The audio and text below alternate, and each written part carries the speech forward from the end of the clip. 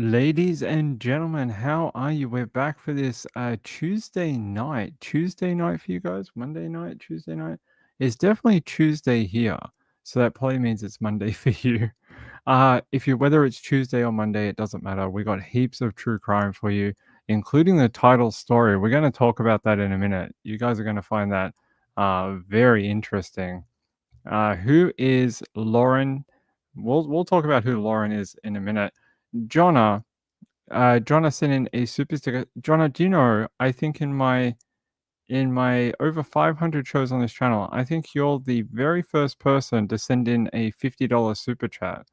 So that makes you very special because you're the first one that's ever done it, and I really appreciate it. That is more than generous. That is really amazing. Thank you very very much. That will help out a lot with the trial costs. Thank you, and I'm really glad that you like it here. It's always nice seeing your name in the chat every single night.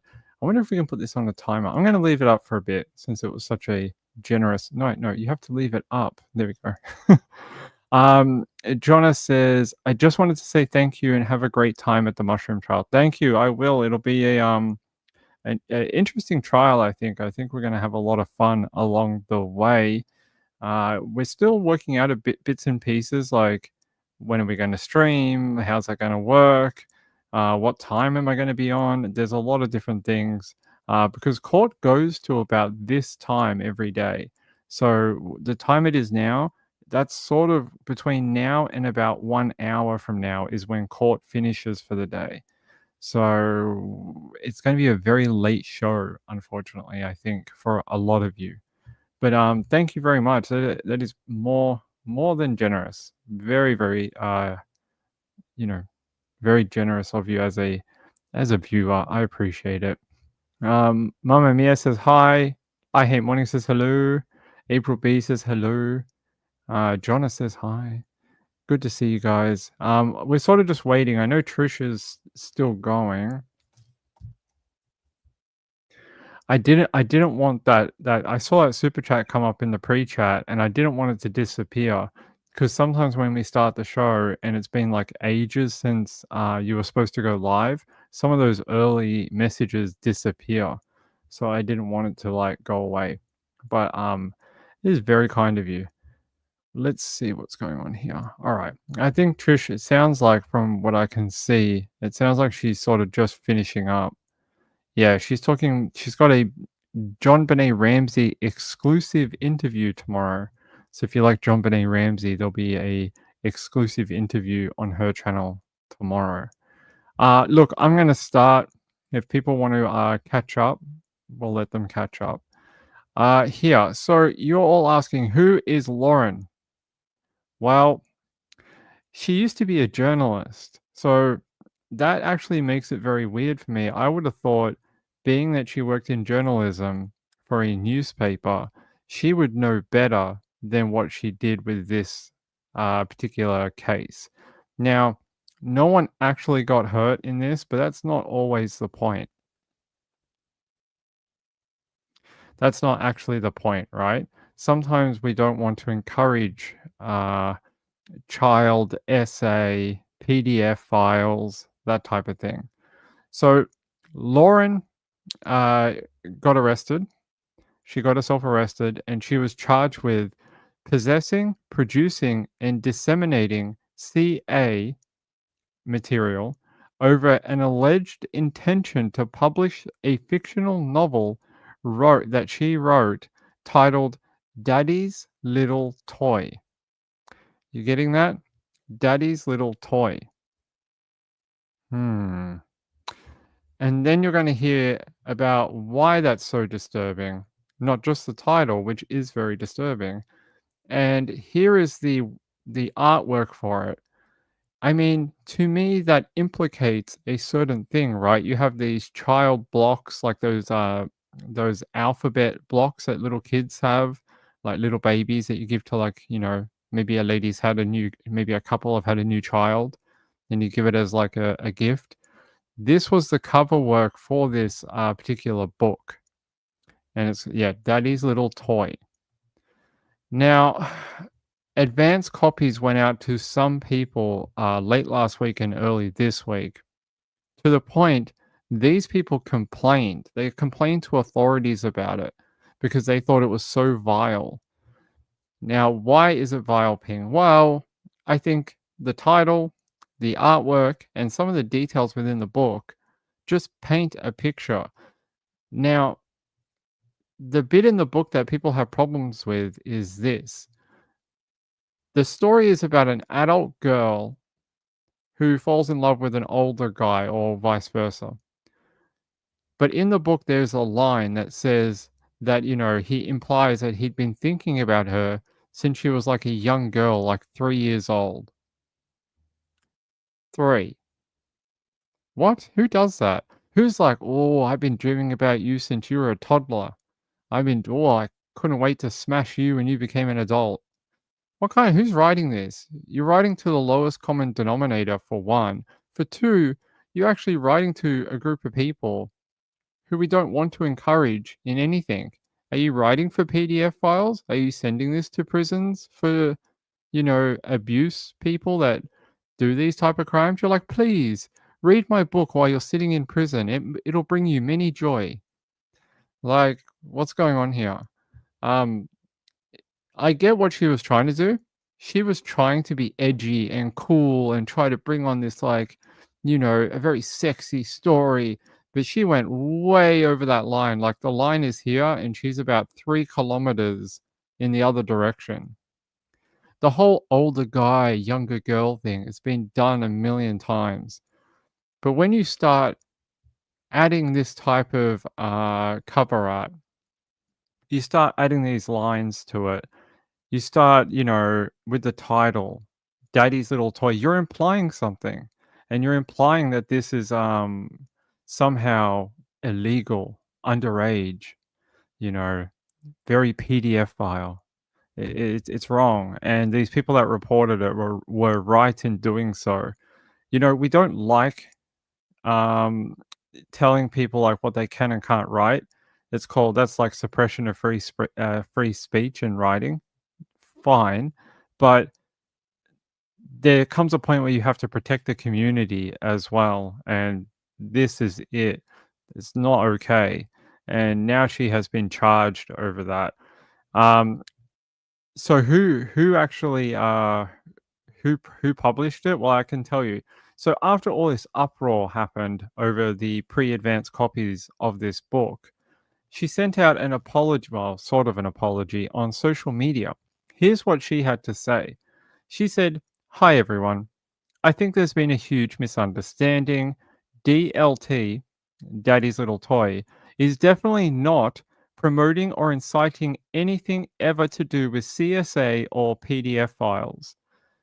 What is being said is grossly disturbing and breaks my heart as well as makes me sick. DLT is fictional and meant to represent the DD/LG world." I think it means daddy and little girl world or something. I don't know. I understand where I went wrong, and that is why I had removed it from Amazon this morning. What happened between these characters, yes, started at a young age, but no intercourse happened while she was young. Yes, there were thoughts, and I can see how that is frowned upon. Frowned upon? Woman, what are you talking about frowned upon? It's not like we walk down the street and you're like, oh, that guy's dating a 4-year-old, and you're like, people don't really like that. That guy's going to get a lot of crap for dating a 4-year-old. That's frowned upon. This is not frowned upon. It's freaking illegal. We arrest people for this type of stuff, as you just found out. You just got charged and went to court, and like this is not frowned upon. Your use of the language is completely, you know, it's just not correct, and it's not, something we want in our community. She says here, she goes on to say, yeah, nothing like that until she was age. So she's saying there was no touching or intercourse until she was of age. Fine, but then why did you need to write that line about him having thought of her when she was 3 or whatever? Why did you need to put baby blocks, alphabet blocks on the cover? And why did you need to write the title in such a way that you imply? Sometimes it's not about what you write, it's about the implication and the thoughts that you're trying to paint here. And the only one that comes out of the title, the cover art, and some of the content is that it's a book for, you might as well send it to prisons where sex offenders are kept and be like, "Here, I bought you a like a fan fiction of all your favorite things. Here you go. What a present." Because that's all it's good for.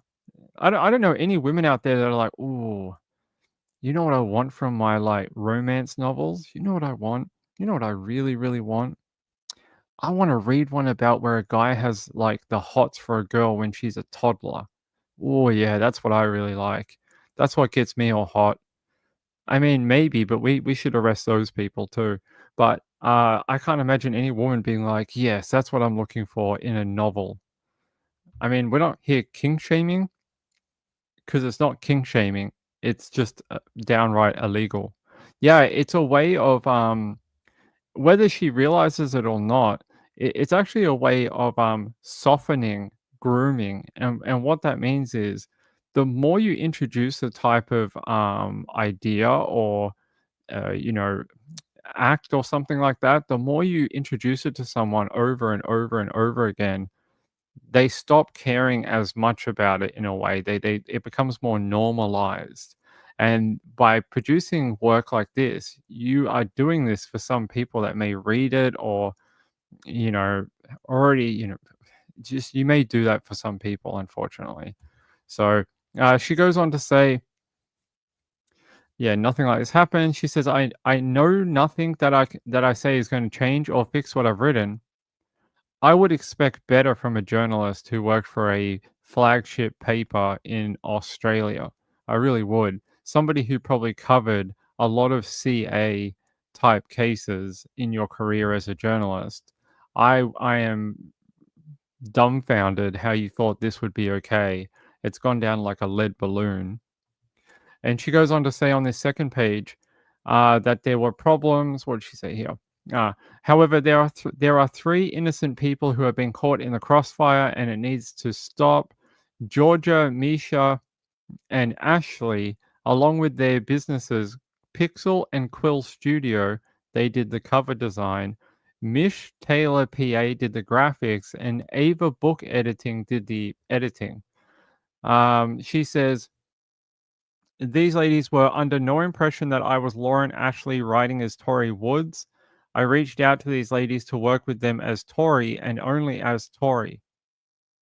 Does that make it any better that you used a pseudonym for your name, like you used a fake name as your like writing name? So many authors do this, but what does that matter if you were Tori Woods or you were your real name? Like, who cares?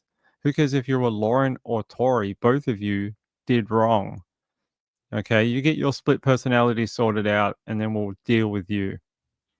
They say Georgia was my PA for Lauren Ashley and had only ever read half of my very first book and decided it wasn't for her. No duh. This is why she became my PA, because she was honest. G has raised concerns with me about people mentioning her ARC form. I don't know what that is. This was copied from a template, hence why they all look the same. Misha Taylor has read a couple of my books, but not this one in particular. Neither of them knew to the full extent what was in the book. Ashley edited the book. She had asked me some questions, and in my replies, I wasn't entirely truthful. She did not read over my final manuscript, which is what became published. I am so sorry that I wasn't who I said I was. I'm so sorry for the content in my book, and I'm even more sorry that this was missed as a trigger warning. I will be removing myself from the book community. If I ever get back to writing, I will not hide who I am, and I will make sure the people I work with know the full content of my books. However, I don't see that happening. I'm so sorry. That would have been a fine apology if you didn't go into the whole woe is me thing at the end and say, "Oh, look at me, I'll never be able to write books again. Oh, if I ever get back to writing books, maybe one day I'll do it." That's not what an apology is. When you add any sort of extras at the end like this, you take away from the meaning of your original words because it makes it seem like the only reason you make an apology is because you're worried about your career, not because you actually care about what you did. So she is a real piece of work. She must have known the outrage and the like everything that would have come up about this. 100%. She was a journalist. She worked for a paper. I'm guessing she did essay stories or heard about them. Everyone has. And then decided to do this. I, for one, am glad that they charged her over it. There needs to be a strong example set in the community for stuff like this. There are far too many cases that I read on this show every single day about children that have been kidnapped, abused, essayed, terrible crimes that you would never ever want to ever think about. And then you have people like this trying to monetize it and turn it into a fluffy novel that she thought was going to be some hot and spicy reading for her viewers. It's not okay. And I'm glad that the police and the community agree. It's horrific. You're making light of people who have actually been abused. Those victims that we talk about every single night on this channel, you're making light of it, like that it's okay. That men that do this, are just playing out a fantasy. It's okay just to write about it. Oh, but no real people got hurt. How do you know that? If you release this book and it spurred someone on to actually hurt a child, how would you feel then? That your work was part of like their build up to actually committing a crime. I mean, I don't know what you want me to want me to say, except for she's now in jail. So, well, she's actually not. She got released today on a bond. Sorry, I misspoke. The other weird thing is, uh, while writing this book, she worked at Baptist Care. So, if you don't know what that is, it's a charity.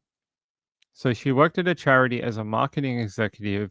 She's been stood down from her job while an investigation is ongoing. And part of her court-ordered bail today, she's been banned from engaging in social media or posting any online activity relating to any aspect of the matter which she is currently before the court. She also had to surrender her passport, not go to any airports or try leave Australia, and she'll be back in court soon, I'm guessing. Wha- What's wrong with people? For real, what's wrong with people? You write a book and you title it Daddy's Little Tool. Daddy's Little Tool. Like, I mean, where did you think you were going to end up? Do you think you were going to end up on the Pulitzer Prize? Did you think you were going to get a medal, an award, a check? And they'd be like, this is the best writing that's ever come out of Australia, ever. It gets a Pulitzer Prize. She gets a check and that. And like, no. This is like trash. This is literally like the worst thing I've ever heard put to print. Like, it's just terrible. In this day and age, how do you not know better? And I'm just guessing. I think she already knew what was going to happen. I don't think she thought she was going to get charged. But what I think she thought might happen is her book would get this giant firestorm happening and it would give her sort of like a platform, even though it's bad news, that she would become like, famous because of it. It's one of the routes some people take to becoming famous is do something wrong and then capitalize on your media exposure. But the court took that away from her, saying that she can't post online about anything to do with the book or the court case. So I think they've seen that trick before. Yeah, pretty brutal. I've never heard of anything like this before. I mean, I've heard of erotic novels that target this type of thing, and they're often, you know, often found on some places on the internet. But here's a photo of her. This is a photo of Tori Woods or Lauren. This is her photo right here. We should share it around. Share it around. Tell everyone. Tell everyone. Tell everyone. This is a woman that wrote that book. Why hide from it? She's not going to hide from it now, right? That's what you wanted. You wanted to sort of talk about it, yes? Well, now we are. There you go. Now you're on a true crime show. You've made it. You've made it. You've now got there. You're on a true crime podcast. Congratulations.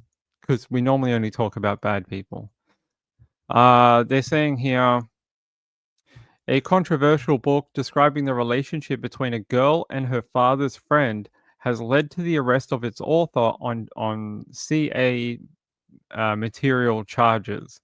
Her name is Lauren Tesolin-Mastrosa, who writes under the name Tori Woods. I understand why you write under the name Tori Woods. And she's come under fire for her book, Daddy's Little Toy. The book, with a cover featuring children's building blocks, describes a man who speaks about how he desired the now 18-year-old since she was a young girl. Readers who got advance copies for review allege the book made graphic references to fantasizing about the teenager since she was just 3 years old. The Australian Centre to Counter Child Exploitation received complaints about the book, and the Australian Federal Police referred them to the New South Wales Police, who arrested her on Friday last week.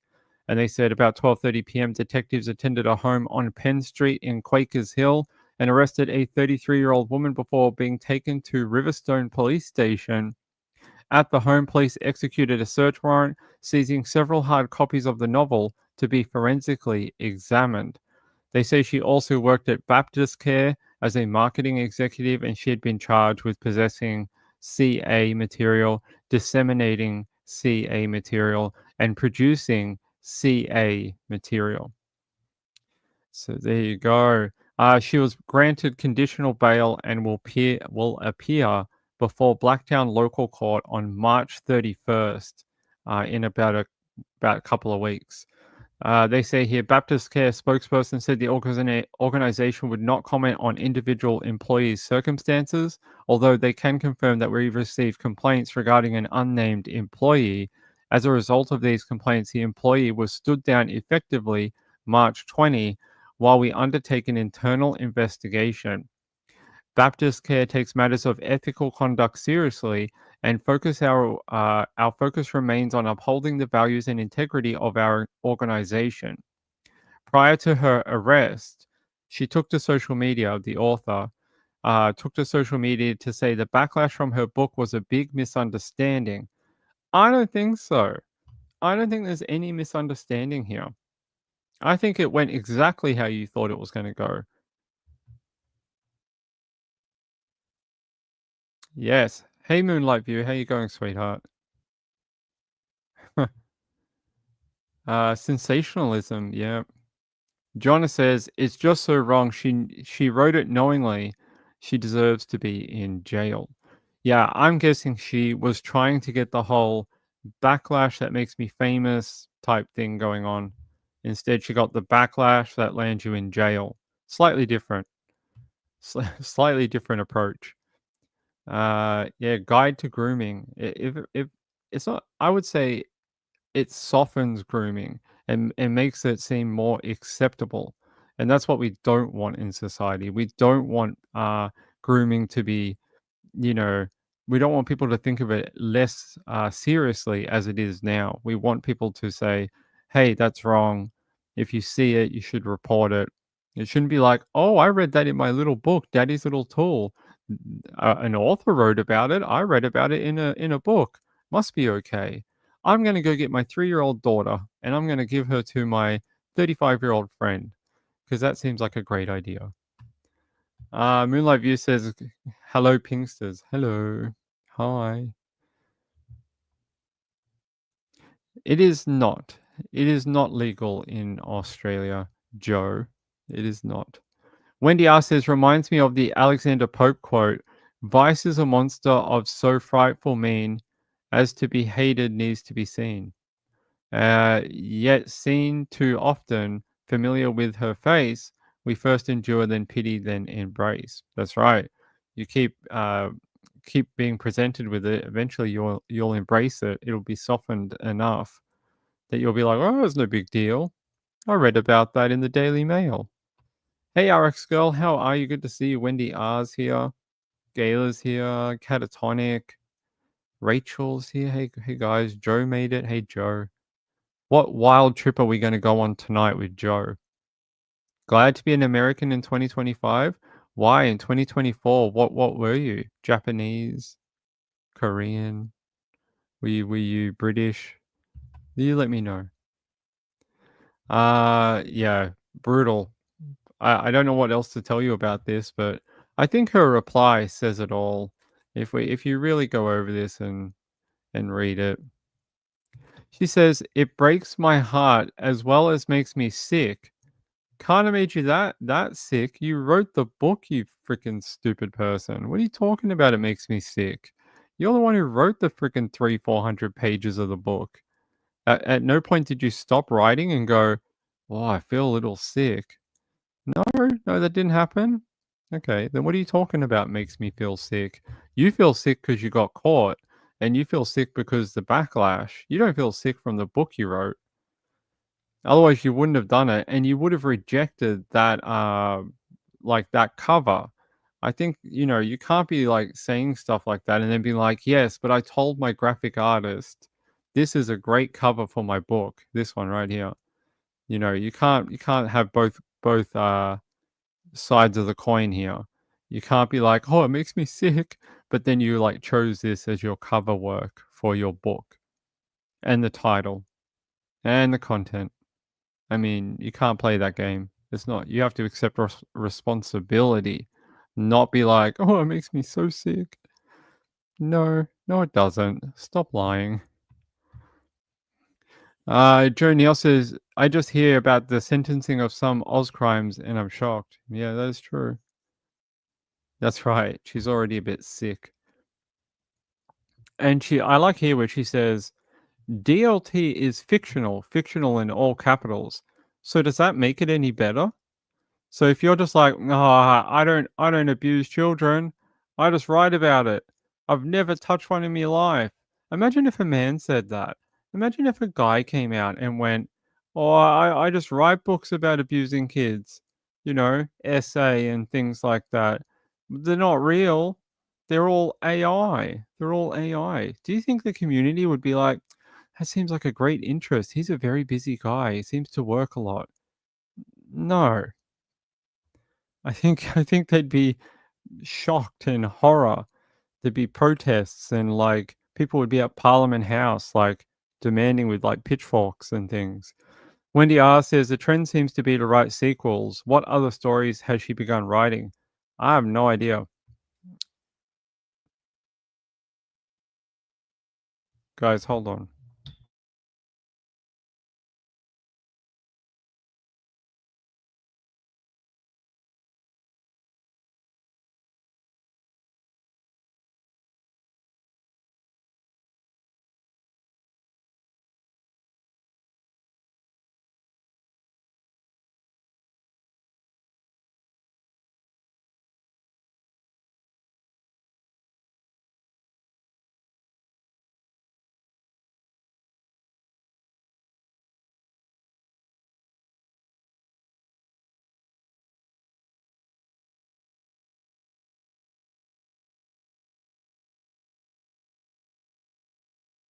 All good.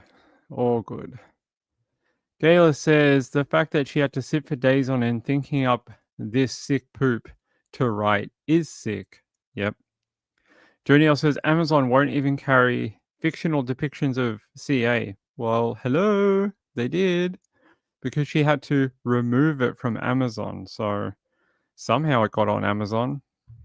Yeah, I don't want to seem so sensationalist or melodramatic or something, but there was a case a few weeks ago where a guy had bought a lifelike sex doll and he dressed it up and put like a Frozen clip in its hair. And he went on trial for that, and they found him guilty.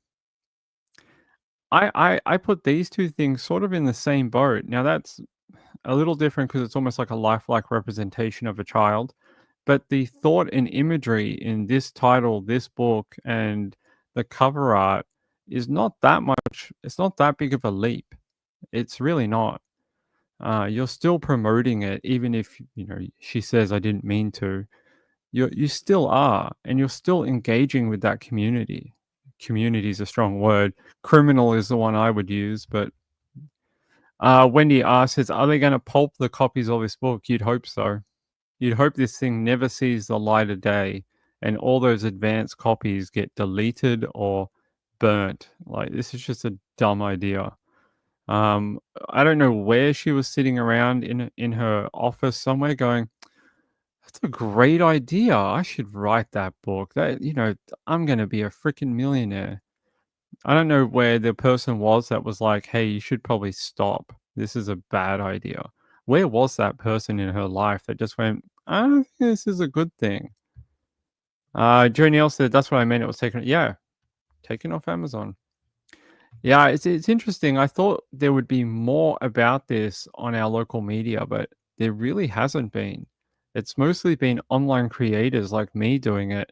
Um, like if I search it now through the news sites, I don't get very many like videos. There's one other YouTuber who did a video on it called Fame Files. Hello, by the way. They're the only ones that I could find. So. Wendy asks, "What company decided to publish it?" I don't know. I can try and find it. Someone smarter than me might know. Here's the full book cover, by the way. That's the full book cover. Let me see if I can find anything else. Let's go to the Daily Telegraph.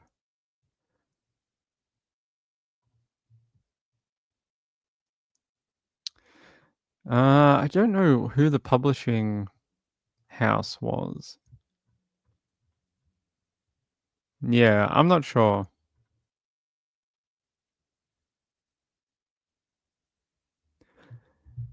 Yeah, see here.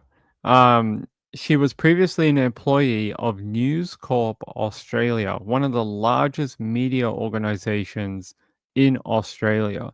So the fact that she was like wrote this book and pretended like she didn't know what would happen is crazy to me. Like News Corp is literally a behemoth of a news organization here in Australia.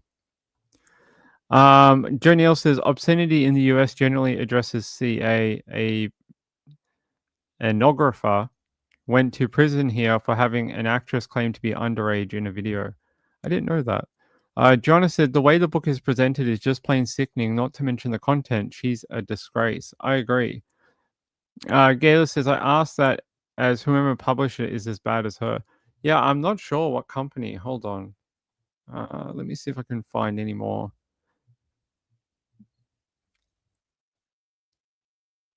It's interesting. It doesn't say unless it was self-published, like she did it herself.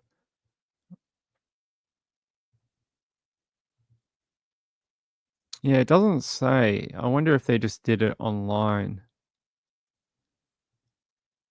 Let me check one other place.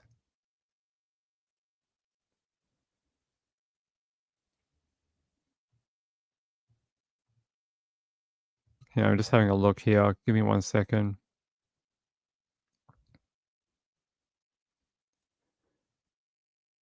Yeah, also the fact she worked for a Christian charity is just like what? Come on. I'm just trying to catch up on some of these comments that I'm trying to see if not someone knows a publisher.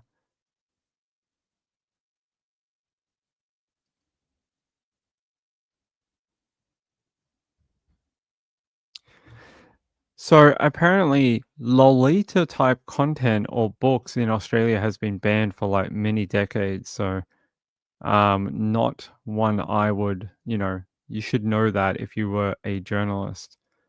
Teaser dark romance. Let me see.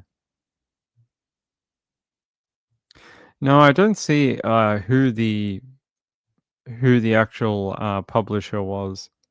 Even if she did have one like Penguin or Random House or something like that, I don't see one. If I find out, I'll let you know, but yeah, I don't see one.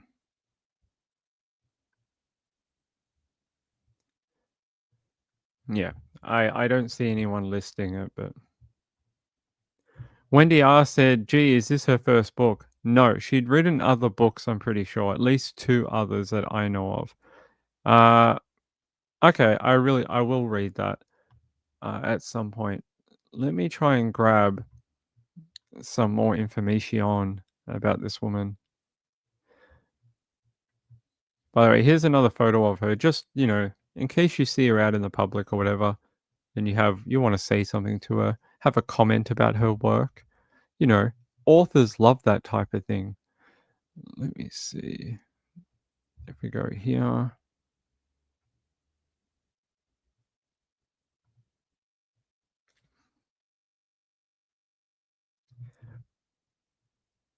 Yeah, it doesn't say.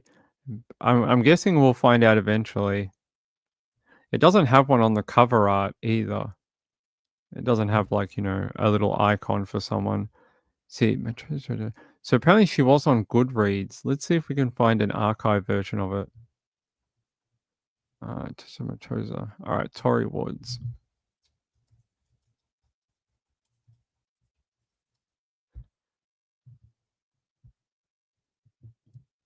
So apparently she had another book. I don't know if it's the same person, but it's called Mistletoe, like mistletoe, but mistletoe. Okay, a Christmas and holiday ex-boyfriend's father contemporary romance novella. Okay, and the Prime Minister's mistress. Love me in the light. All right, Tory Woods, whatever that means. You mistletoe. Let's see.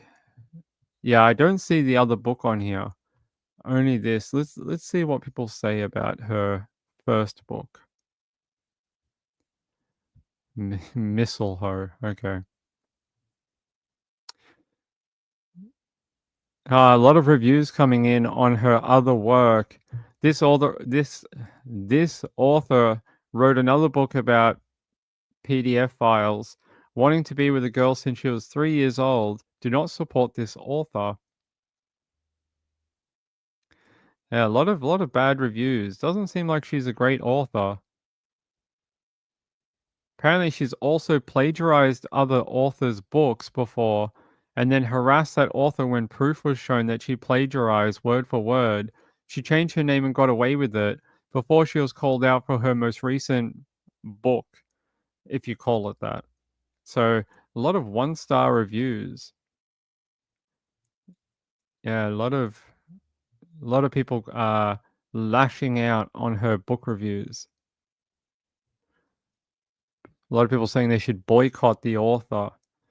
Well, I don't think she's going to be writing anymore. I don't think. Joe Neal says it could have been published. Yeah, it could have been something like self-published or something. Wendy R says we know where her mind wanders off to. Apparently, apparently she has dreams of stuff like that. Wendy R says she'll next write under a pseudonym. She had a pseudonym, Tori Woods. Tori Woods was the name she wrote under. That's not her real name. So apparently she'd done it before, and if you listen to some of these comments, they say that she plagiarized other authors as well. So not only does she write this type of crap, she also plagiarizes other people's work. Guys, hold on.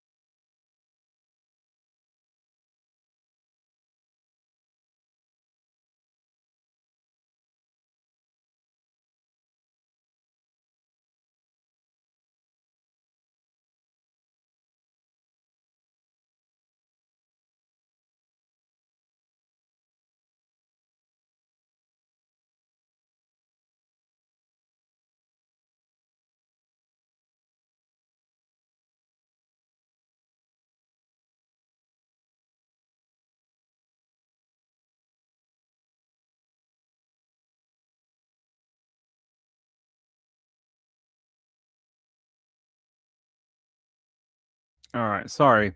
I was like, "I can hear something falling." And I was like, "What is that?" I think the cats had pulled something down, and it was, like, leaning on an edge, and it fell. Smutty books, well, seems so. She's no J.K. Rowling. I don't know if anyone wants to claim to be J.K. Rowling these days. She has a bit of a up and down reputation. Rachel said, "Jonna, I was wondering the same thing. What can her sentence be?" Look, I wouldn't expect her to get a crazy long sentence for this. They'll take into account what it is exactly. Um, possessing. Yeah, let me see. It'll probably be this charge, which would be it'd be this one. I'm pretty sure. This will be the one they'll. I'm guessing some charges will be dropped closer to trial. This one will be the one that they do. It'll be production, dissemination, possession of CA. Let's see. Do they have a sentencing guide? Maximum penalty 10 years in prison. She could receive up to 10 years in prison. So that's the big one. Maximum penalty 10 years in jail. I don't think she'll actually get that, being that if she has never offended before, that would put her in a lower category. They'll take into consideration what this actually is. It's not like someone was making a book with real photos of children. Not that that makes it any better, but I'm just guessing they'll take that into account. She may face some jail time, possibly like 18 months in jail, a year in jail, something like that. How much will she actually serve? I don't know. She could be just fined a massive amount of money too. But the three charges that she got done for are very serious, very serious. All three of them are child charges. So she may get a community corrections order. She may get a, something where she can be out in the community, but still has to serve, you know, check in with police and stuff like that, and maybe be banned from writing any more books, possibly. Jo Neal said she's a fascist. Not good. I don't know what that is. Does that mean she likes fashion? I don't know what that means. No, I know what it means. Stop. Don't come for me. Yeah. So I would suggest that if they were able to get some sort of custodial sentence, it would be 6 months to 18 months in jail. But it'll probably be like something like 6 to 18 months in jail, wholly suspended on a good behavior order. I guarantee it. For the type of crime it is, the fact that there was no real victim is what they'll say in court, and it's her first offense in this category. Yeah, it would be something like that. Joe Neal said this can be seen as victimless crime, though. Not, yeah, exactly. So they will it'll be something like that. Suspended sentence based on a good behavior bond is what I'm guessing she will get for this. But it does teach a lesson that you can't do this. You can't blur the lines between um there is no line to blur for this. You're either, on this side of the line or on that side. There is no like, oh, I just was trying to be really edgy and try to be really cool and edgy and try to be, that fun author. Nothing is fun about hurting children. Nothing ever. So she won't be getting another job. She would probably never ever be a journalist ever again. They would probably never take her. Um, she probably will never be a book writer again either. April B said she needs some jail time at least. Does she have children? It didn't say that she was a mother. I didn't see that. I don't know. I don't know. But it just says that she's an author. Let me type this.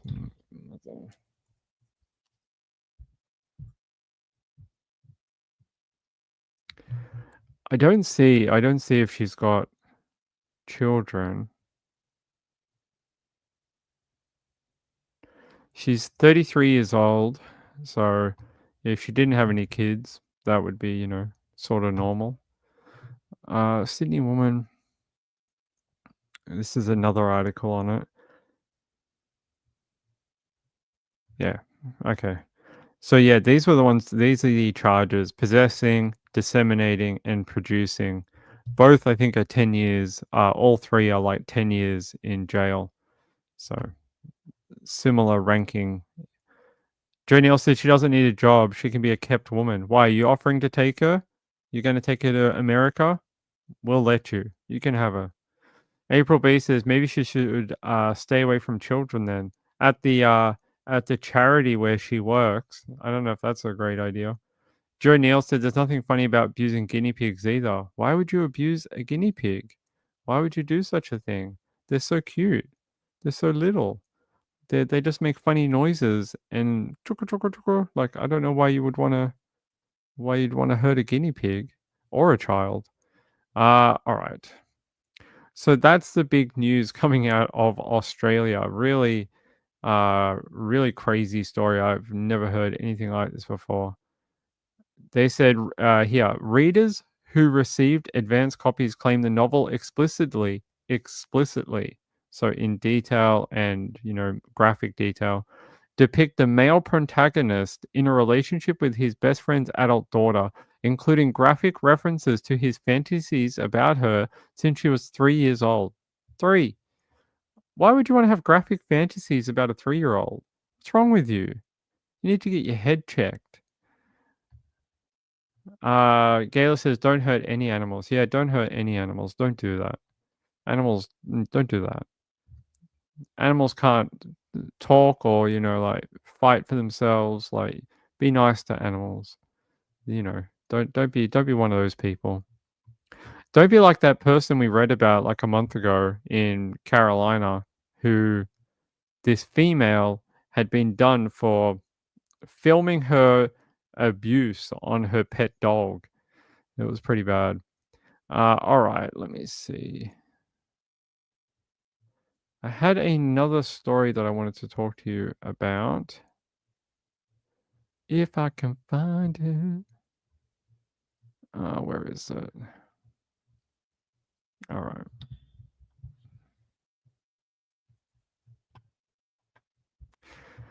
There was an Amber Alert, but it already got resolved. They did find it.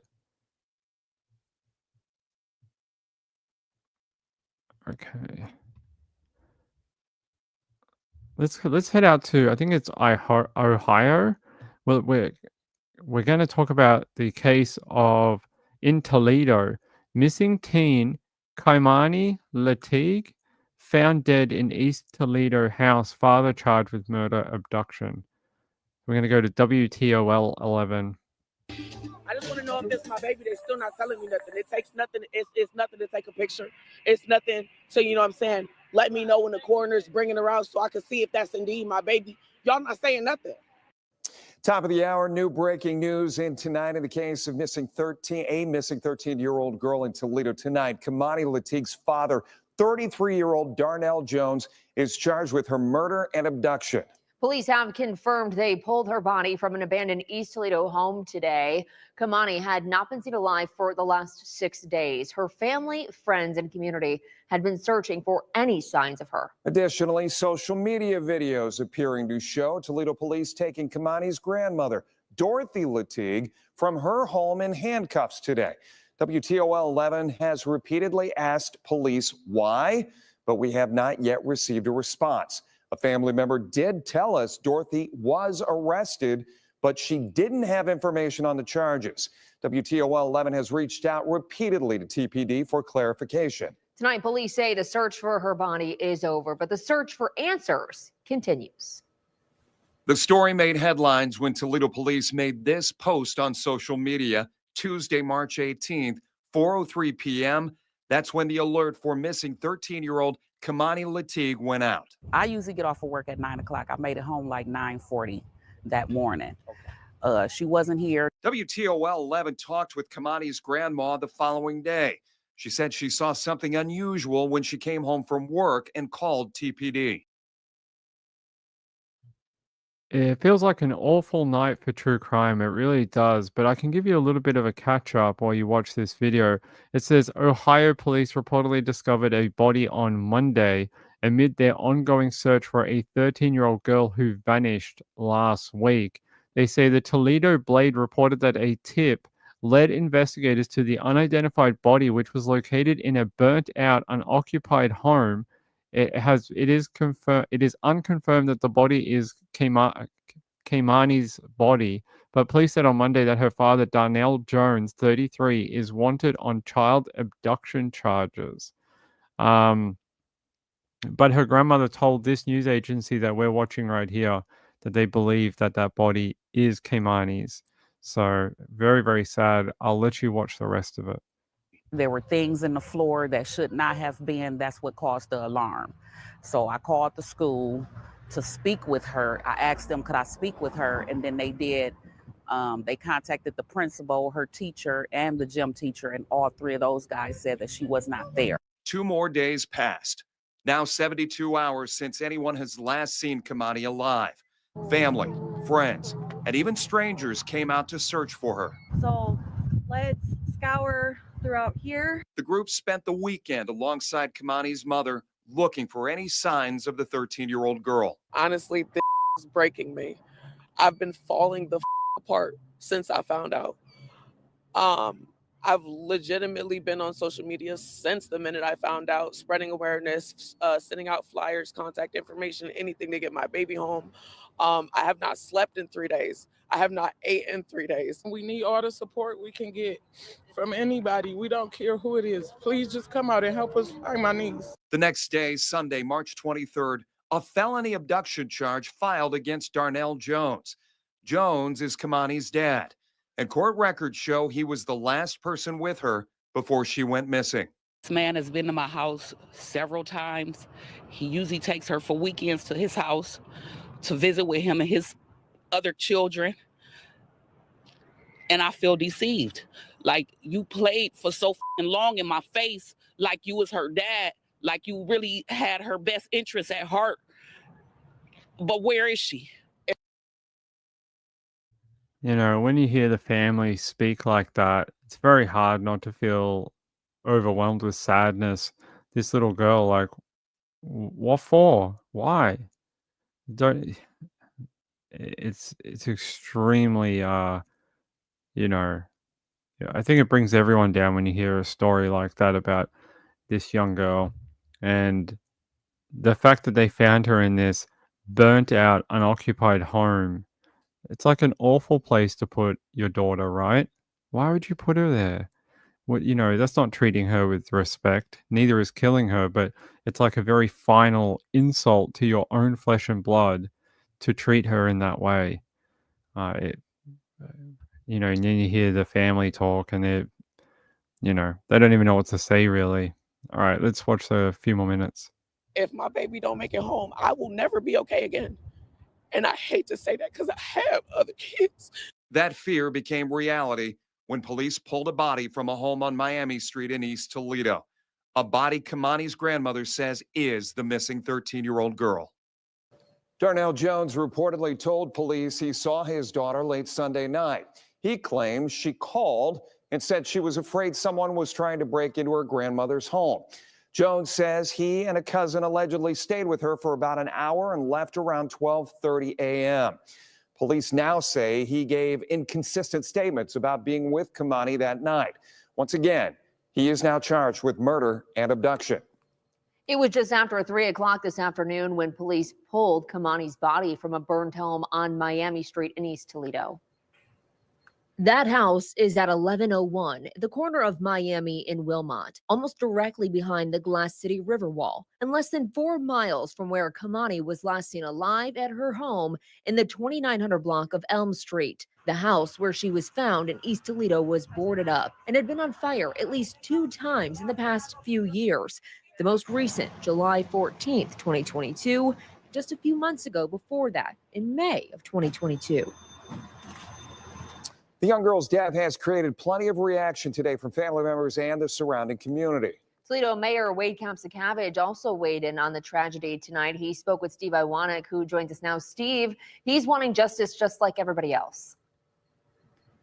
Yeah, that's right, guys. Kamsakavage was visibly frustrated with me, even getting a bit emotional in our conversation earlier today, telling me that what's happened in the last week to Keimani demands accountability and answers. I'll leave it there. I agree. It does deserve accountability and answers. Yeah, let's hope he'll never be free again. If you can do that to your own flesh and blood, what can you do to strangers? That's the question I always have. Yeah, horrific case. I'll bring you more on that should we find out any more about Keimani. I think it's horrific. Yeah, when you change your stories about what you tell police, they know they have you. You're not as smart as you think you are. As soon as you start being like, oh, this happened and maybe this happened, and then, oh, maybe I was with her, maybe I wasn't with her. As soon as you do that, cops know they have you. Yeah, you're dumber than you like to think you are. What do we always say on this channel? You don't have to be smart to be a criminal because a lot of them are not. Sienna says, hello to all my friends. Hello. Hi, how are you? Yeah, horrific story from Toledo, Ohio. And yeah, so the dad ended up being charged with the child abduction charges, which specifically relate to Keimani. There'll be more charges forthcoming in the future, I am sure. Let me see if I can grab this for you.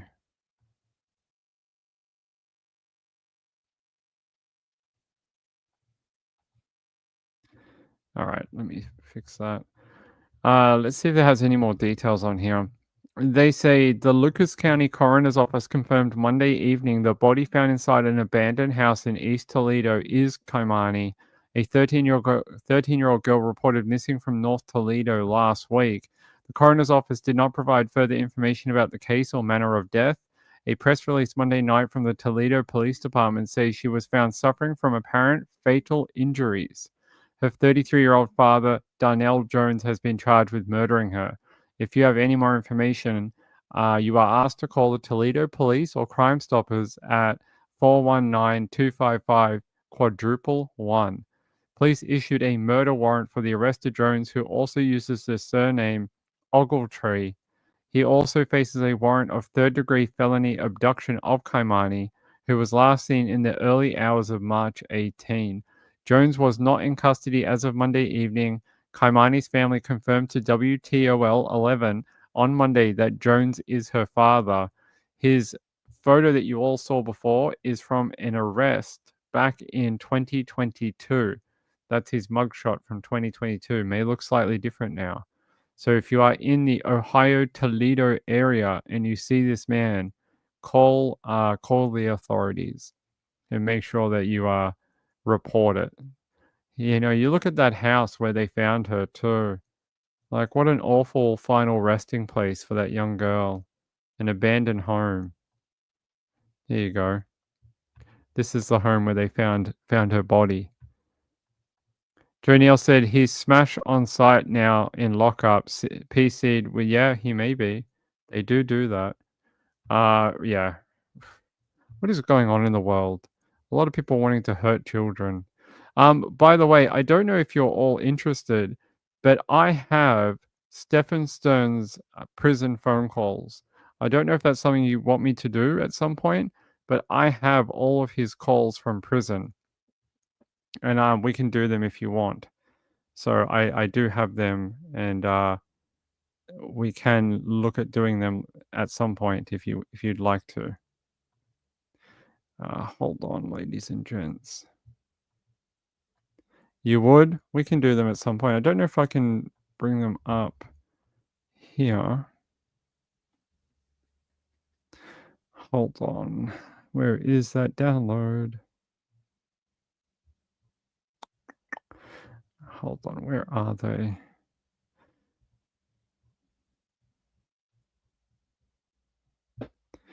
Okay, maybe in a different file. Okay. Extract all.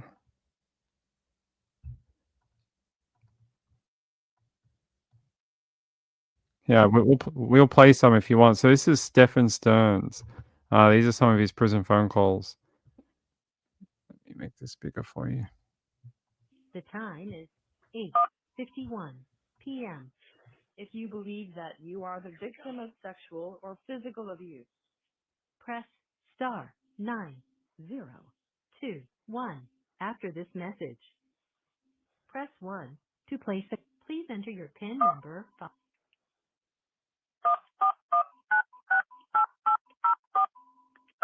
After the tone, please say United States of America. United States of America.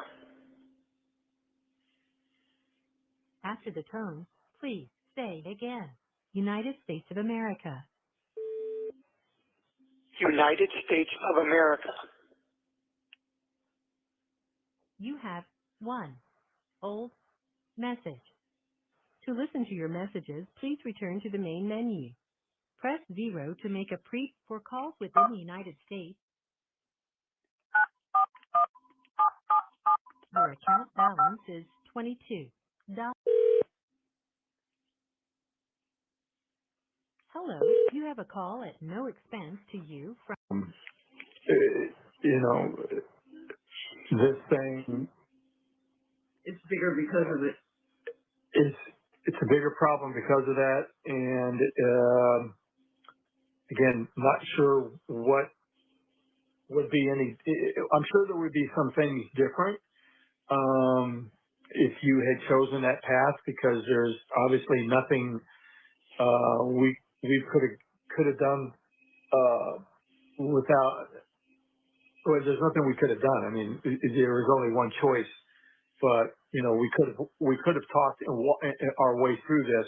I mean, the phone call that you made to me earlier in the afternoon, if you had at least shared that, you know, we could have talked our way through that and figured out a much better solution than whatever whatever you guys came up with, because none of that was believable.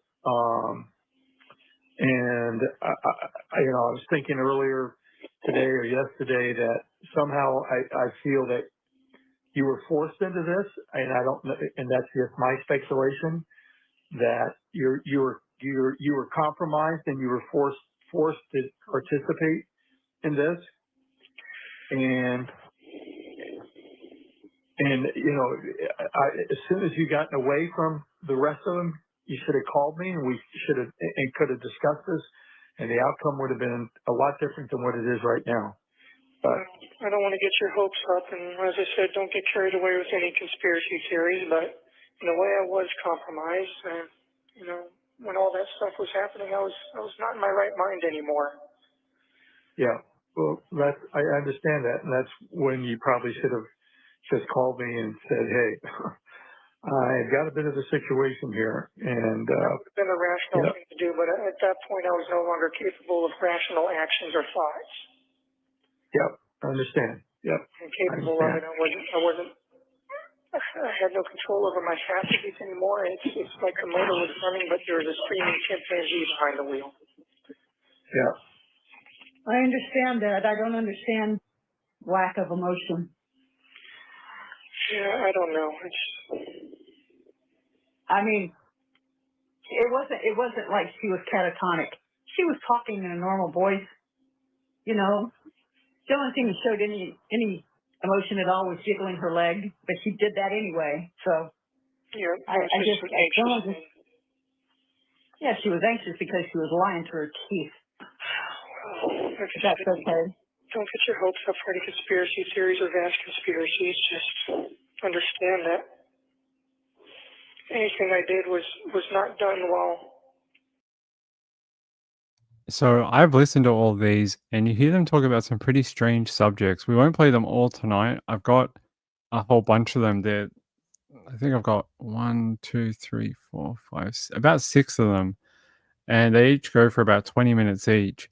But you hear them even talk about God and how, you know, he's like, and I say, when you talk about God in this context when you're behind jail, how come God never spoke to you when you allegedly killed and essayed a little girl? How come he never spoke to you then to protect her?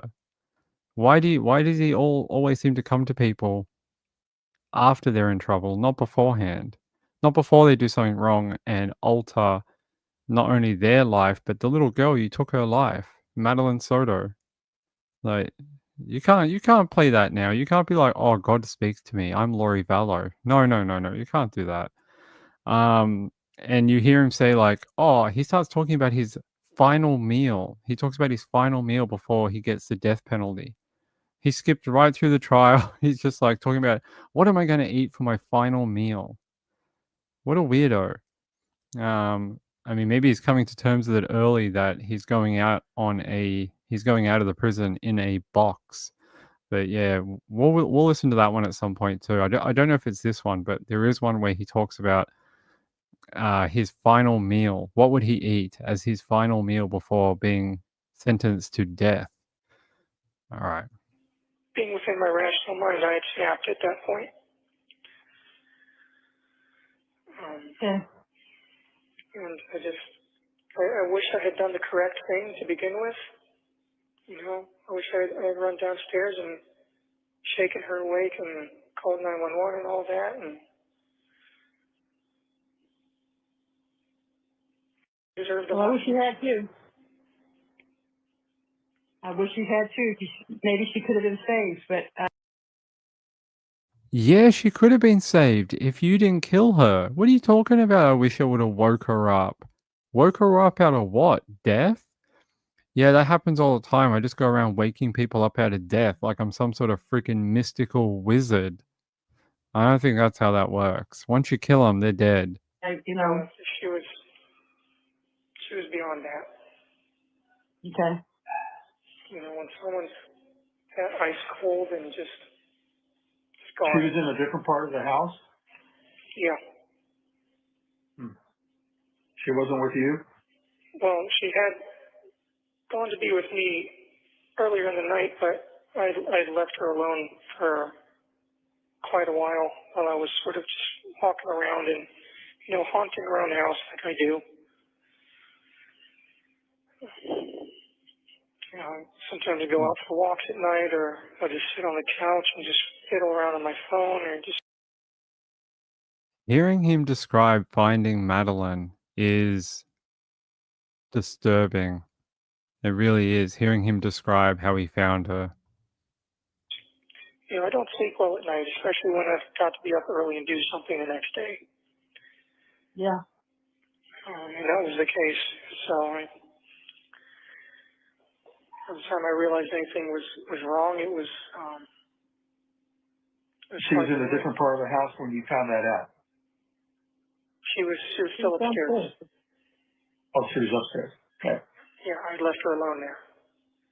Oh, okay. I had gone downstairs for a while, and by the time I realized anything was wrong, it was just far too late. You know, she'd been gone for a while. Bro, they're gonna find out that it wasn't like she just died in her sleep. They're gonna find out that you had something to do with it. That's why they charged you with her death. Like, it's not like you can be like, I just woke up in the morning. She must have had a heart attack in her sleep. And he's talking about how he creeps around the house at night like some sort of freaking PDF file Santa who creeps around the home essaying children. He is a very, very dangerous guy. Really is. Yeah. Okay. Just seeing her pale face and blue lips and how ice cold she was, and it's great. That's going to stay with you. Yeah, that's. Yeah, I remember seeing my brother when he had passed away, and that's the last thing I remember seeing of him. And so. Yeah, you know, it's just, you can tell. Yes, you can. My dad, yeah. It's just, when they're gone, really, really, truly gone, there's nothing you can do. There's no coming back. Yeah. No, there isn't. She was past the point of no return. Yeah. Well, I'll tell you what, given the crazies of the grandmom and already starting to call her a Gordo, she would have been the next one on the list for gastric bypass. But I just think, maybe God just delivered her out of a place that was going to become really bad for her.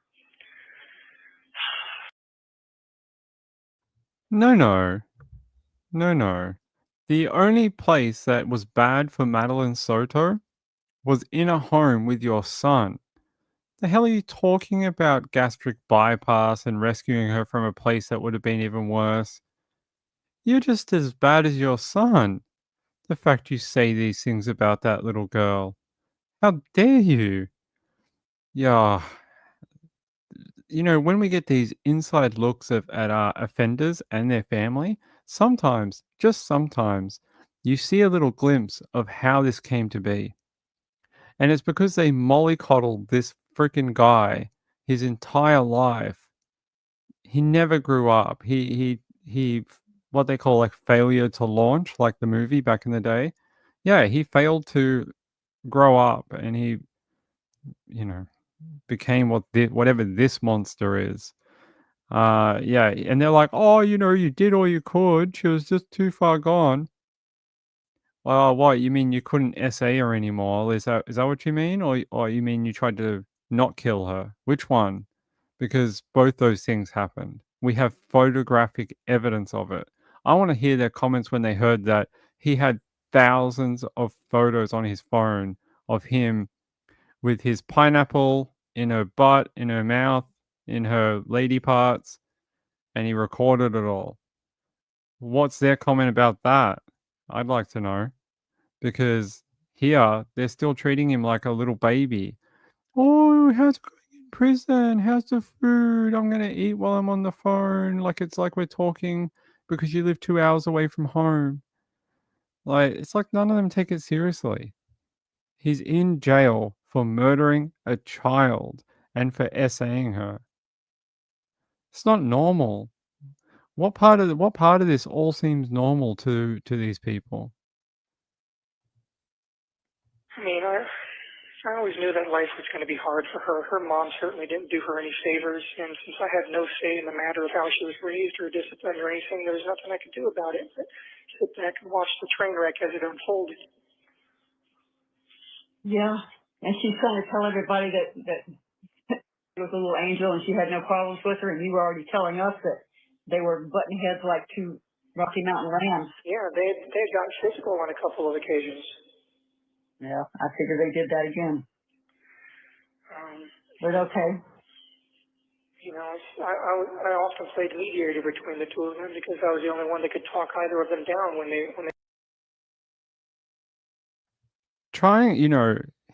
Madeline Soto's mom, in my opinion, deserves to be charged over her daughter's death. But him trying to blame everything about Madeline on her mother and their relationship is BS. And I'm the only one that could talk them down. What? Why, you had your dick in her mouth? Is that how you did it? That's not anything. You're just at the base level, you're an opportunistic vulture of a PDF file. That's the boiled down version of what this is. That's what you are. Talking about it like you're like some sort of freaking white knight coming in and rescuing this girl because she wasn't getting along with her mum. They started going at it with each other. Yeah, I know. Where were the roommates when all this is going on? Upstairs, doing their own things. Was all that screaming and yelling and crap going on? Yeah, I'm surprised they stayed. Honestly, it wasn't that far out of place in that house. Was often given to yelling or loud crying or outbursts, and it was given to yelling and screaming and coming down on people. It was happening a lot more and more often, which is why I kept trying to tell I think maybe your meds are becoming less effective. It seems like you're becoming more erratic and more unstable. It seemed like the more stable I became, the more unstable she became, like we switched places. Well, I always told you she was a black hole to need. Yeah. Well, there's nothing to do about it now, but what I hate the worst is that she's sitting in a hospital having 3 meals a day, clean sheets, television, access to phone, reading, walking around free, taking a shower by herself, and you're sitting where you are. Yeah, I guarantee her food's probably a lot better than mine.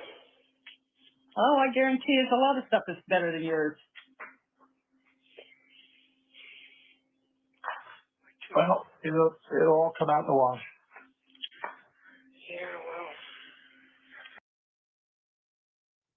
well. Listen to their very selfish, self-absorbed comments there. That Jen is in a hospital getting 5-star treatment and all this stuff. Let's play a game. Let's remove that Madeline Soto is dead. Let's just remove that completely. Your son would still be in jail without the girl dying because he abused her for years. Sure, it was the murder that picked up the abuse. It happened the wrong way around. It should have been picked up long beforehand, and Madeline Soto should still be here today. But even if you disregard Madeline dying, hey, stomach, we can eat later. Shush. I got something important to say. Even if you disregard all that, he'd still be in jail for like a life term for what he did to her. So I don't understand this glossing over all the real facts that the parents do here. It's shocking. Like, oh, it's all Jen's fault. It's all Jen's fault. I agree that Jen is partially responsible for what happened to her daughter because I believe at the end of the day, there is no other guardian other than Jen. She is her mother, and she is the one who had custody of Madeline. Therefore, she, other than the person who perpetrated the crimes, Stefan Sterns, she is the next in line. It was her child. She brought a man into her home. She didn't keep a good enough eye on her kid, didn't pick up the red flags, didn't let a grown man sleep in a bed with your teenage daughter. And for many years beforehand as well, apparently. Let them sleep in a bed together alone without mum in the bed. Should tell you everything you ever need to know. But discounting the murder, he'd still be in jail. So what are they talking about? Not that I would ever defend Jen, but she needs it here. Hopefully. A very, very, very, very slim chance of doing anything about any of this, and I'm praying to God and asking for His help to make it possible. But well, how about giving up the chivalrous part and lay some truthisms on? What's that? I said, quit being so chivalrous and protective of. Start laying some truth bombs on her. There's truth bombs there. Maybe none is groundbreaking or bombastic as you might hope for, but there are some truths there, some ugly truths and some not so pretty truths, but I guess I reacted to everything the way I did because I wanted to shield her. I wanted to keep her from getting any blowback from him, but you shouldn't have. You shouldn't have, because that left them only one person to lay everything on. That was you. Yep. And I should have just done the correct thing from the get-go and let the chips fall where they may. But I couldn't stand the idea of losing them both horribly like that. And I lost them both anyway, so it was pointless.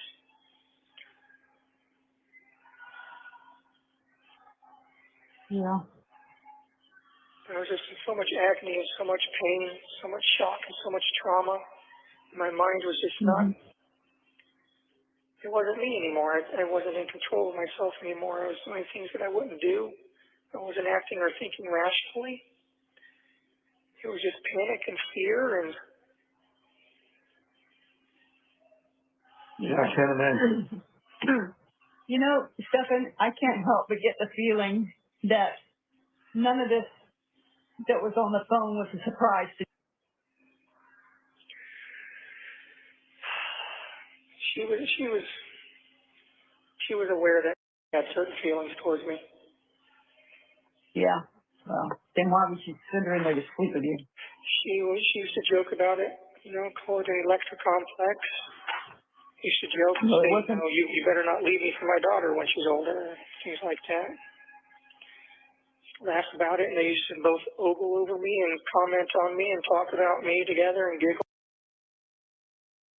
Stefan, I have to ask, at what point do you become the adult in the situation and remove yourself from that? Like it's all like the inmates are running the asylum within these two, Jen and Stefan. It's like neither of them are adult enough to do anything, yet alone protect a teenage girl from being victimized by Stefan. And the fact he tried to say, "Oh, she had feelings for me." Did she? I don't think so. She's freaking 13. I don't think she did. I think she wanted a cute boy from her class or whatever, school or something, or she wanted Justin Bieber or something. I don't think she wanted your pot-bellied freaking 35-year-old ass. I don't think she wants that. I don't think so. And if there was any wanting there, it was because you groomed her. End of story. Children don't have sexualization of adults unless you plant that image in their head, like through behavior modification or grooming. So all this like yapping he's doing is just, it's not true. It's just not true. And talk about how nice I looked, and it was not an appropriate situation. No, it wasn't. And always had an issue with boundaries. She never respected any boundaries that I tried to set. We got in arguments on more than one occasion about the sleeping arrangements. So I, would beg her, please make her go sleep in her own room. And she said, well, no, it's easier this way for me to wake her up when she's near me. And it's like we didn't have any privacy, and just didn't have any space to ourselves. And she would suggest, well, maybe you should go sleep in bed instead. And it's like, it's like a twin bed, and I'm 6+ feet, and no. Why would I want to do that instead of sleeping in our king size bed? I should have broken up with her a long time ago and just distanced myself. Oh, hell yeah. Oh, hell yeah. Should have, would have, could have. Hindsight's always 20/20. Yeah, it seems to be my superpower. Useless superpower. Captain Hindsight. Well, you certainly didn't appreciate it when I told you that. No, I certainly didn't. Typical, kid trying to make their own way or have their own ideas and realizing only too late, how valuable their parents' advice really was. Yep. Well, this is a shit show that rivals a pigsty. Yeah, this is not something that you recover from. None of us will ever recover from this. Ever. 1 minute remaining. Just not recover. Okay, you got your 1 minute warning, and they're probably not going to give you a fourth run at this. Yeah, someone's screaming in the background right now, too. So they wrap up there, but you can hear the selfishness in their way they talk. None of us are ever going to recover from this. You're alive. That child is dead. Tell me more about how your life is affected, please. Tell me more about it. Tell me how fucking hard done by you are while that kid is in a freaking box in the ground. Now tell me how friggin' hard done by you are. What a joke. Both of them. They're both disgusting human beings, along with their creepy pedophile son. All three of them. Jen doesn't get excused here. But this audio is not about her. She's got her own crap, and I hope eventually they charge her too. But this is some of the most disgusting behavior I've ever heard on a cell. I've got a lot of jail phone calls and text messages and, messages from their tablets and things like that for all different people. But this is just takes the cake when we hear about it and they're all trying to, oh, they made me sleep in the bed with a 13-year-old. Somehow I tripped and slipped and my pineapple was inside of her, like in all different places. It just happened. When do you become the adult in the situation, Stefan? When do you stand up and say, oh, this is not right? Because you got something out of it that you wanted, which was access to the child. You were very happy. Oh, I should have broken up with her a long time ago. You could have, and then you would have lost access to your, your victim. Disgusting. Him and his parents. You wonder how he turned out and why he's like this? Ta-da! A full example of why. There's one thing to be supportive of a family member that's in jail. It's another to be like, my life is destroyed. We'll never recover from this. A child is dead. Your son had thousands of photographs dating back years on his phone of what he did to that little girl before she died and is accused of killing her. I hope Mr. Zappy is ready because I hope he goes there. Snap Crackle Pop says, poor Maddie, her family life was so abusive from both sides. Her mum, who, like, I know there's some people out there that protect Jen and whatever online. I don't know how you justify or, defend her. It's very difficult, very difficult. As far as I'm concerned, that child was hers, and her ultimate responsibility in life is to protect her child. Once you have that child, your life is for that child. That's the way it should be. And the fact that it wasn't, and Jen treated her like a freaking fashion accessory to just dump off or move or push her into bed with a grown man when she couldn't get some sleep, tells me everything I need to know about her. Snap Crackle Pop, yeah, I agree. Jojo says, just wait until you hear the one where they buy him books. Yeah, I have them. I've listened to all of them. We'll play more another night. The mum is a crazy person. Bought him a book called Pray. Yeah, I've listened to that one. Rachel said there's a reason his older brother ran for the hills and has nothing to do with them. Agreed. Joe Neal says they won't have us at the yacht club any longer. That's right. The country club's going to revoke our membership. Snapcracker Pop says the brother must not have favored. Yeah.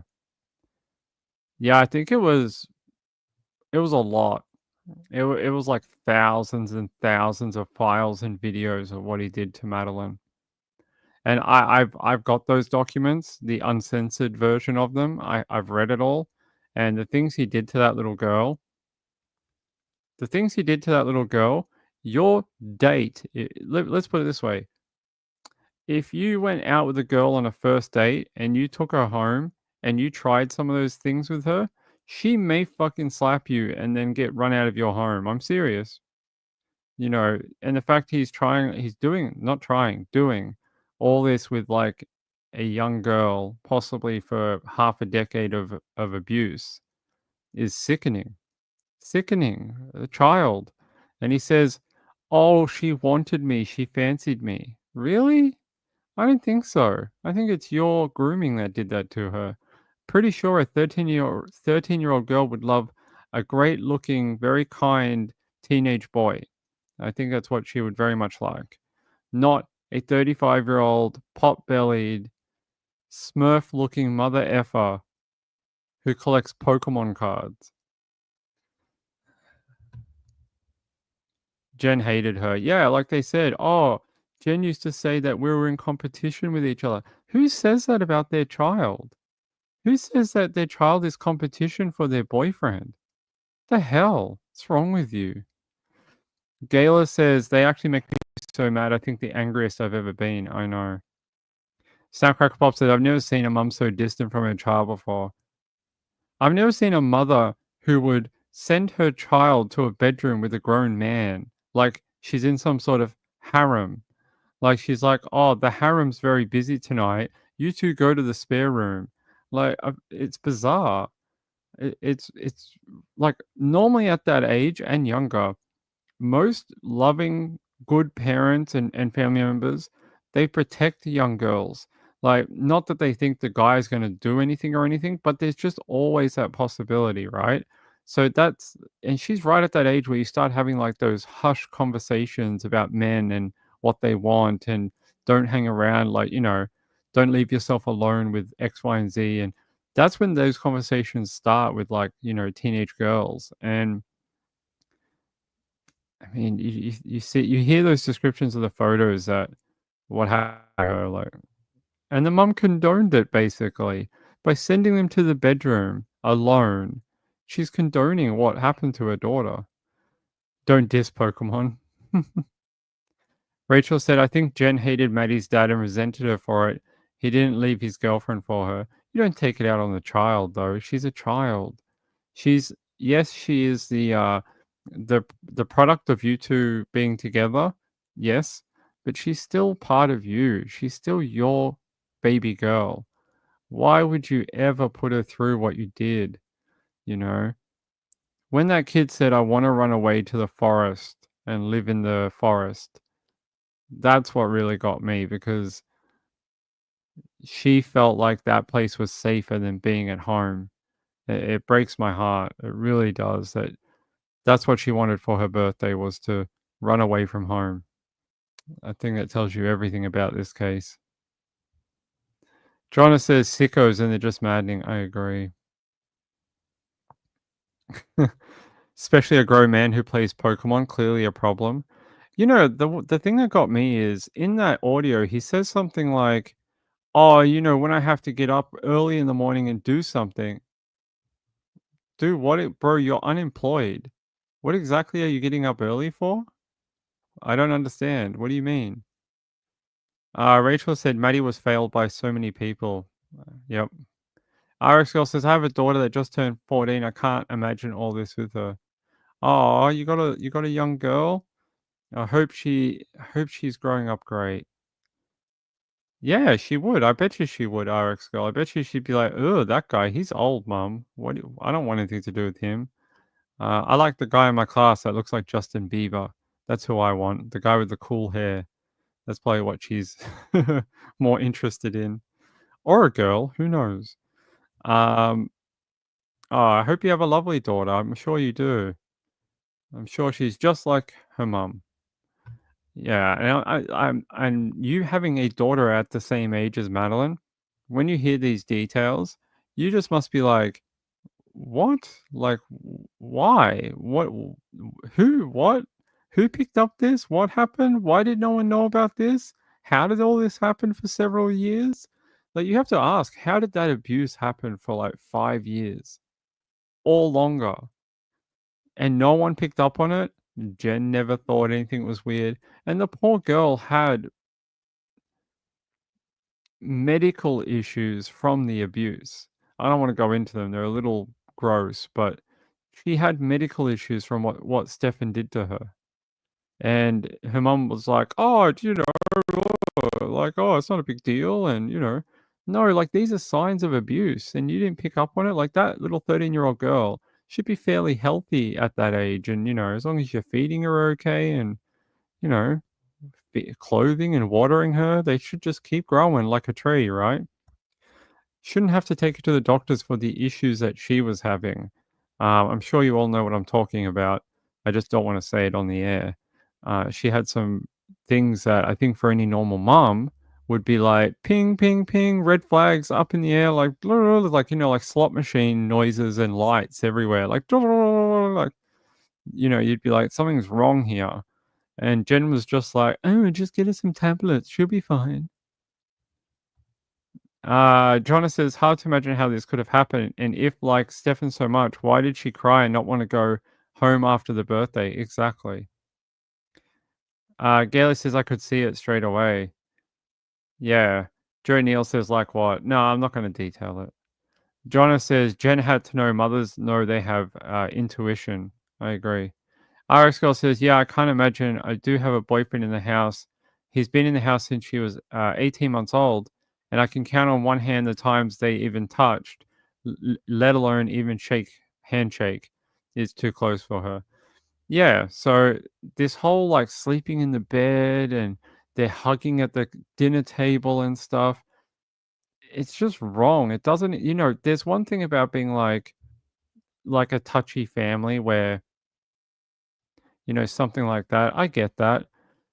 It's different when it's like over, like, they're always holding hands or they're touching or they're hugging or the movie night, they're under the covers and mum is not. Like that's not okay. There's something wrong there. And that's what I mean by Jen is accountable. Jen needs to be prosecuted because what led to Madeline dying is 100% partially her fault. There's no one else to look at. You can look at Stefan, fine. But again, like I say, that little girl was her little girl, not Stefan's. He did the offending, the murder, the essay, sure. But it's her job in life to protect that little girl. And she did not. She failed. And that's why she should be charged. Yeah. Joanna said she slept in the middle of them. That's all just wrong. I know. And then because mum wanted to get a good night's sleep, she sent them to the other bedroom. You send him to the other bedroom and you keep Maddie with you. That's what you do. Or you send Maddie to her own bed, even though she didn't have one. She should have. She should have had a bedroom with a lockable door. She's 13. Like 13's around that age where like little kids start getting a little funny about you walking in on them while they're getting changed, as a mum and dad, that type of thing. Get a bit funny about walking in when they're in the shower or something like that. She needed her own privacy and didn't have it. And that is very sad to hear as well, that she just had like this makeshift bed. It's just ridiculous. You don't think they're going to charge Jen with anything? Well, she deserves it. Gayla said, I think she was so frightened to be alone in life, but wasn't alone. She had her daughter. Right. So oftentimes when mums become single mums, they often pour themselves into their child. Not yes, because they're lonely in a way, but they make their world them and the child, right? They grow up together, they have a bit of a closer relationship, and they sort of, become buddies, but also parents at the same time. That's what you would have thought would have happened with Jen and Madeline, but it didn't. She went the other way instead. You think the condo was staged? I've heard some people reckon that there was some other activities that took place in that condo, that what they saw wasn't actually what it looked like. I don't know if it's true. That's why I'm not going to fully report on it, but I have heard that rumor. April B says 13 is when you want privacy, and that's important. Right, that little girl, she just had her birthday. That's when they start asking for like a little thumb lock on the door, or like, don't come in the shower. I'm having a shower, like that type of thing. And it's important to their like privacy and development to have that. And she wasn't afforded anything like that, and that is sad, very sad. Iris Girl says, mine don't even come out of her room. I wish she knew how lucky she is sometimes. When she's old enough, show her the story of Madeline Soto. When she's like an adult, when she's a grown woman, show her Madeline Soto and go, this is why I did all the things for you at 13 and 12 and 11 and 9 and 8. You always used to yell at me. This is why. This is why mum did this. Say that's why this happened. Joe Neal says, I keep my underwear on in the shower to this day. That makes sense. I could see why. Gayla says, that was me. They were my priority. They always were, but needed me even more. Right. And you would think that that's what should have happened between Madeline and Jen. Snapcrackle Pop says 41 in chat and 44 thumbs. Hey, thank you very much. I appreciate it. If you haven't liked this video, please do so. We don't spend a lot of time going like, please subscribe and like the video and donate to the channel. We just got so many true crime things to talk about. It's always like the last on my priority list for the show. So I appreciate it though. All right. By the way, that donation earlier was very flattering. I appreciate that, Jonna. It's very kind of you. It really is. Here, let me put it back up on the screen again. Jonna became the first person, I think, ever to donate $50 to the chat. I'm not sure we've had another one. I think we've had some 20s, some 25s, 30s, maybe, yeah, 30, I think was the highest. Don't think we've ever had a 50 before. So thank you, Johnny. You get a trophy for being number one, for being the first person to ever do that. I appreciate it. Iris Girl said, this is the best channel on the whole of YouTube. Thank you. I appreciate it. Send us cookies. That's right. The first thing I say in chat. Yeah. I always forget. That was me. Yeah. So I hope it was a good show tonight. I hope you all enjoyed it. I hope it was interesting. Had some interesting topics. Do you want to hear more of the Stefan Stern phone calls? We can do more tomorrow night. I have another 5 we can do. I have another 5, about 15, 20 minutes each. And there's some really interesting insights into his offending mindset, stuff like that. So if you want to hear them, let me know in the comments. By the way, I do read all the comments. I often, Pingers gets a bit lazy sometimes. But I saw Amy's one from yesterday. I saw Woman of Steel's one laughing about a joke we did. I saw Michelle's one, which was saying, I was welcome to the donation. And she says, I always love how you interact so much with the viewers, so personal. And she hopes to make a live soon. So that was from Dr. Michelle, who sent in that donation. We will have it up and running before we go to Morwell. So yes, we will have one up and running. Any Girl Scout cookies left? Yeah, we've still got a bunch. I may take some to trial, and if anyone finds me at trial, I'll give them some Girl Scout cookies. But we've still got heaps. We've still got bags and bags of them. We'll have enough for about a year. There's heaps of them. Wendy R says, thanks for the company info. Thank you, Wendy R. Wendy R, thank you for all your donations over the last 6 to 8 months since you've been here. I appreciate it. Wendy R often sends in super chats and things. I appreciate that, my friend. C. Taylor, I heard some calls, but not all. I'd like to hear them. Okay, tomorrow night we can do them. Freezer cookies? Okay, we have a big chest freezer just here. You guys can't see it, but just over here, there's a big chest freezer that we freeze meals and stuff like that. So we can put the cookies in there. He does check all the boxes. He does. Yeah, good night, Rachel. Gayla says, I was eating party rings. What's a party ring? Hell is a party ring? Party. Oh, it's a cookie. The UK has some really interesting cookies. Whoever makes it, foxes. We get foxes in Australia, but not these ones. We get the little tiny ones that have the chocolate on it. I might have one here. No, I think we ate them all. But we get the ones that they're only that big. And they're chocolate coated, salted caramel. Foxes make really good biscuits. If you like UK food, Foxes to me make some of the best biscuits ever. They are so good. I've never had the party rings though, but I have had the little chocolate ones.